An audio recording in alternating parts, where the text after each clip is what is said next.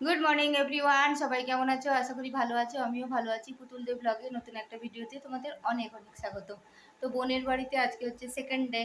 আজকে যে কারণে আসা, তার সেই কারণটা হচ্ছে আজকে তো বলেছিলাম যে আমার যে বোনের বর তার বন্ধুর আজকে আইবুড়ো ভাত। তো আজ আমি এইমাত্র প্রিপারেশান করছি, এই যে শাকটা কাটছি। বোন গেছে বাজার, তো যতটা সম্ভব এগিয়ে রাখি, তারপরে ও আমি দুজনেই লেগে পড়বো। তো সঙ্গে থাকো, কি করি না করি সবটাই তোমাদের সাথে শেয়ার করব। টুকটাক কাটাকাটি পরে চিংড়ি মাছের মালাইকারিটা চাপিয়ে দিয়েছি। এখানে নারকেলের দুধটা বার করে নিয়েছি। তারপরে এখানে চিকেনটা বাকি আছে, চিকেনটার পেঁয়াজ আদা রসুন কেটে নিয়েছি। বোনকে বললাম যে তুই চিকেনটা করবি, আমি এখানে আমের চাটনিটা আবার এক সাইডে আমের চাটনিটা চাপিয়ে দিয়েছি। আর কি কি করে নিয়েছি তোমাদেরকে একটু দেখাই। এখানে আছে 5 রকমের ভাজা, শাক ভাজা, পটল ভাজা, আলু ভাজা, ঢ্যাঁড়স ভাজা, বেগুন ভাজা। আর এখানে আছে মাছ ভাজা। তারপরে এখানে আছে কাতলা মাছের দই কাতলা। তারপরে এখানে আছে ডাল, মুগের ডাল। আর এই মাছের নিচটাতে আছে পাবদা মাছের ঝাল দেওয়া। তার সঙ্গে তো থাকবে 5 রকমের মিষ্টি, 5 রকমের ফল। তো সব মোটামুটি টুকটাক করে রেডি করে নিয়েছি, শুধু চিকেনটা বাকি আছে। চিকেনটা বাকি থাকার কারণ হচ্ছে চিকেনটা যেহেতু আজকে রামনবমী, একটু লেট করেই পাওয়া গেল, তাই বোনের বর পরে নিয়ে এলো। তো এখানে আমি চিংড়ি মাছটা প্রায় শেষের দিকে রান্না। এরপরে আবার একটু ভালো করে প্রিপারেশন করে সাজিয়ে এখানে আমার ছেলেটা একটু ওই কি বলে কোল্ড ড্রিঙ্কস টাইপের, কি ওটা কি বলে, স্মুদি খাচ্ছিল, কিন্তু ও খেতে পারলো না। আমার জন্য মা বললো মামা আমি খেতে পারবো না। এই যে আমি এখানে সাজাচ্ছি, লেস চকলেট থেকে শুরু করে দই, তারপরে 5 রকম মিষ্টি। শুধু পায়েসটা বাকি ছিল, যেহেতু এটাতেও আর বার্থডে নয় যে পায়েস করব। পোলাও করেছি, সাদা ভাত করেছি, দুটোই করা হয়েছে। তো দেখা যাক। এবার রান্না তো করেছি, এবার ভয়ও লাগছে যে কেমন কি হবে। তারপর বললো যে না ঠিকই ছিল, ভালো হয়েছে রান্নাগুলো। মানে শুরু থেকে লেবু লঙ্কা থেকে শুরু করে ঘরে ঘি সবটাই ছিল, সবটাই দিয়েছিলাম। বেশ ভালো লাগছিল। এই যে পাঞ্জাবিটা সেদিন আমি আর বোন গিয়ে বাজার থেকে কিনে নিয়ে এসেছি, সেটাও হবু বরমশাই পরে নিয়েছে। ওই দাদাটার নাম হচ্ছে সন্তুদা। তো ও যখন এলো অনেক দেরি হয়ে গেছে, তখন 2:30 পৌনে 3টা বাজে। তারপরে প্রদীপ টদীপ জ্বালিয়ে আমরা সবাই মানে বসে আছি, অপেক্ষা করছি যে ও খাওয়া শুরু করলে। আমরা অলরেডি কিন্তু খেয়ে নিয়েছি, কারণ অত অত 2:30 3টে পর্যন্ত জেগে থাকা মানে বসে থাকা আমাদের সম্ভব নয়। আমরা তো খুব তাড়াতাড়ি খেয়ে নিই। আমি একটা পানও খুব সুন্দর করে বানিয়ে দিয়েছি, কারণ পানটাও তো দিতে হয়। তো বোন তারপরে, যেহেতু বৌদি বলে, বোন তারপরে একটুখানি আশীর্বাদ করে নিল ধান দুর্বা দিয়ে, যে দাম্পত্য জীবন তোমাদের সুখের হোক, ভালো থাকো। আর তারপরে বোনকে প্রণাম করলো। তারপরে বোনের বড়ও একটু দাদা হিসাবে বন্ধু, কিন্তু এজে হচ্ছে ছোট, বোনের বরের চেয়ে ছোট।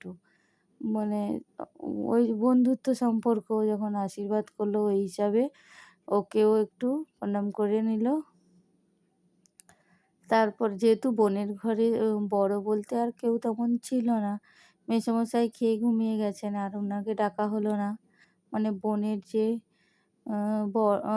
শ্বশুরমশাই, শ্বশুরমশাই, ওনাকে আমি পিসেমশাইও বলি। তো উনি ঘুমিয়ে গেছেন। তারপরে এই প্রণাম টনাম সেরে ফাইনালি উনি খেতে বসলেন। তারপরে আমরা চলে গেলাম যে যার মতো করে। ও যতটা যেরকম পেরেছে খেয়েছে। তারপরে যাওয়ার সময় একটু রিভিউটা দিয়ে গেল যে রান্নাগুলো খুব সুন্দর হয়েছে। আমাকে আর কি বলবে আমার। দিয়ে আমরা বিকেলবেলা আমি আর বোনের মেয়ে রেডি হলাম। এই কুর্তিটা সেদিন কসমো বাজার থেকে কিনেছিলাম। তো এটা পরে আমি আর বোন একটু, বোনের মেয়ে, সরি বোন নয়, বোনের ছেলেটার শরীরটা একটু ভালো নেই, নইলে বোনও যেত। ও বলছে তোরা যা, আমি যাব না। তারপরে সামনে একটা পার্লার আছে, ওই পার্লারে দুজনে একটু গেলাম যে ক্লিন ক্লিন আপ করাবো বলে, মানে মুখটা খুব কী হয়েছে, খুব মানে কী বলে, গ্লো নেই। তারপরে মাঝে মাঝে ক্লিন আপ করলে লোমকূলগুলো পরিষ্কার হয়, তাতে মুখটা ব্রাইট লাগে একটু। ওই জন্য বোন আর বোনের মেয়ে দুজনে, আবার সেই বারবার একই কথা বলছি, আমি আর বোনের মেয়ে দুজনে চলে গেলাম। দিয়ে পার্লারে প্রথমে আমি দেখলাম যে এখন আমার মুখটা কেমন আছে, তারপরে ক্লিন আপ করানোর পরে আমার মুখটা কেমন লাগে। ওখানে বসে বসে আমি আর মাঝে মাঝে কিন্তু ক্লিন আপটা করানো ভালো, কারণ মুখটা ক্লিন হয়, মুখের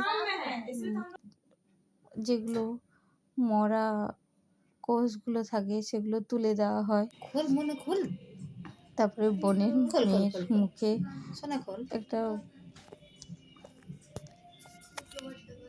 ক্রিম দিয়ে শুকানোর জন্য কোনো প্যাক দিয়েছে, প্যাকটা শুকানোর জন্য ওয়েট করছে। আর তারপরে আমাকে দেওয়া হলো, ম্যাসেজ ট্যাসেজ করা হলো। তারপরে আমার হয়ে যেতে আমি এখানে বসে আছি, বোনের মেয়ের জন্য অপেক্ষা করছি। তারপরে বাইরে এসে দুজন চলে যাব, মাসি আর বোনজি। তবে বাইরে এসে দেখি আজকে তো রামনবমী, বলেছিলাম তোমাদেরকে আগেই। এত মানে আমাদের বাড়ির দিকে অতটা বোঝা যায় না রামনবমী না রামনবমী, মন্দিরে হয়তো পুজো টুজো দেওয়া হয়, ব্যাস ওইটুকুই। এখানে মানে সেই এক একটা র্যালি বেরোচ্ছে, এক একটা পাড়াতে এক একটা র্যালি, ডিজে আর ছেলে মেয়ে সবাই নাচছে।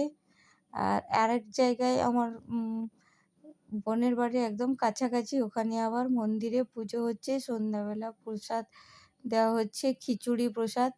এত গরম ছিল খিচুড়ি প্রসাদটা, আমি আর আমার বোনের মেয়ে কিন্তু নিতে পারিনি। তাছাড়াও আমাদের কাছে মানে আর একটা অন্য কাজ ছিল, ওই জন্য ওটা নিয়ে আবার কত ঘুরে বেড়াবো প্রসাদটা নিয়ে, গরম প্রসাদটা। ওই জন্য আমরা বললাম ঠাকুরের প্রসাদ মাথায় থাক, দিয়ে ও আমি আর নিলাম না।